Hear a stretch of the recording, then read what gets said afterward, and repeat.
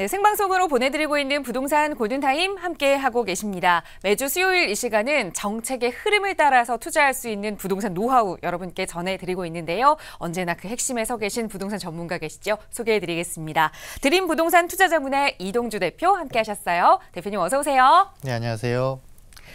네, 요즘 이 부동산 정책의 가장 이슈가 되는 것이라고 하면 정말 많은 분들이 서울 생활권 계획을 꼽으실 겁니다. 자, 오늘이 그 세 번째 시간인데요. 오늘은 대표님과 동북권 이야기를 좀 자세히 나눠봐야 할 것 같아요.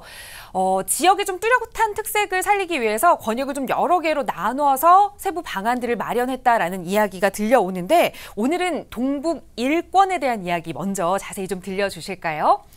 네, 그렇습니다. 이 동북권 같은 경우는 서울의 자치구 중에 무려 8개의 자치구가 집중되어 있는 곳입니다. 그렇다 보니까 생활권 계획을 수립할 때 동북권을 1권과 2권으로 나눠서 이 생활권 대책을 발표를 했는데요.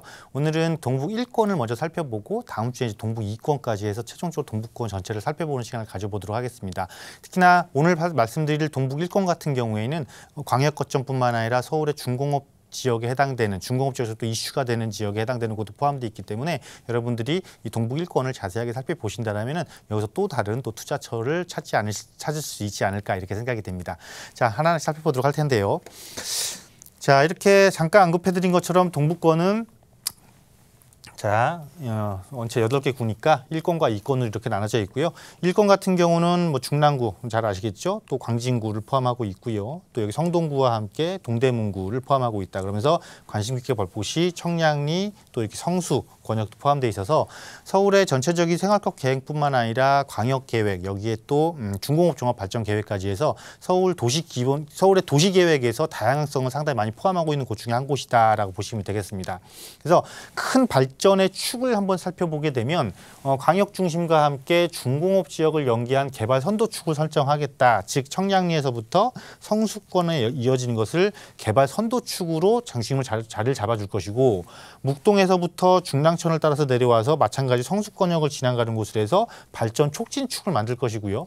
또 도심권을 향하고 있는 동대문이라는 도심권과 바로 접해 있기 때문에 망우에서 동대문축을 이루어지는 상업 업무축까지 해서 큰 세 개의 축을 중심으로 이루어 발전을 도모하겠다 이런 계획이 잡혀 있는 것입니다.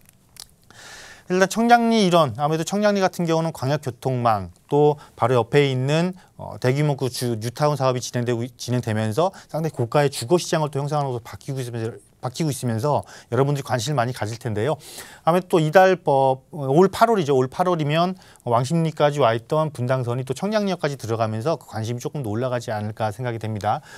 광역교통망, 그 교통망과 함께 이 지역의 재생이 이루어지는 곳이기 때문에 청량리 역을 관심을 보는 것이 아니고 역을 중심으로 둘러싸고 있는 이런 주변 축을 한번 보시는 게 좋지 않을까라고 말씀드리겠고요.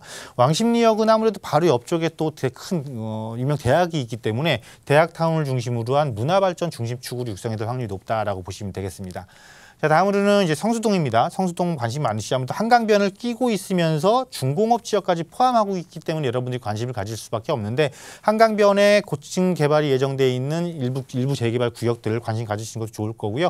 또 중공업 지역 같은 경우는 좀 세분화되어 있습니다. 이 세분화되어 있기 때문에 무턱대고 중공업 지역이 다 좋다라는 개념으로 접근하시기보다는 성수동의 중공업 지역이 어떻게 세분화되어 있는지를 체크하시면서 들어가신다라면은 또 괜찮은 투자처가 될 수 있다라고 말씀드릴 것이고요. 자, 마지막으로 신내나 뭐 중랑물재생센터 이런 것들도 지속적으로 개발 계획을 갖고 있기 때문에 여러분들이 조금 관심이 덜한 지역이다라고 해서 해당 권역에서 나나에 관심을 두지 말아야지 이렇게 생각하실 것이 아니라 앞으로 이런 곳들도 중장기적으로는 이러이러한 개발을 두고 있고 특히나 신내 IC 일대에 뭐 도시 재생을 활성화한다거나 아니면 중랑물재생센터를 복합 개발을 하면서 바로 옆에 붙어 있는 장하평과 연계하는 복합 개발 사업이 진행되는 것이 어떻게 갈 것인지 살펴보실 필요가 있을 것이고요. 광나루역 일대 같은 경우는 또 한강변이면서 주변의 뭐 재건축 단지들이 어떻게 갈 것인지 이러한 부분들을 꼼꼼하게 체크를 해보신다라면은 동북권도 여러분들이 새로운 부동산 투자처로서 관심 가질 만한 충분한 이유를 갖추고 그런 전략을 갖춘 곳이다라고 정리해드리도록 하겠습니다.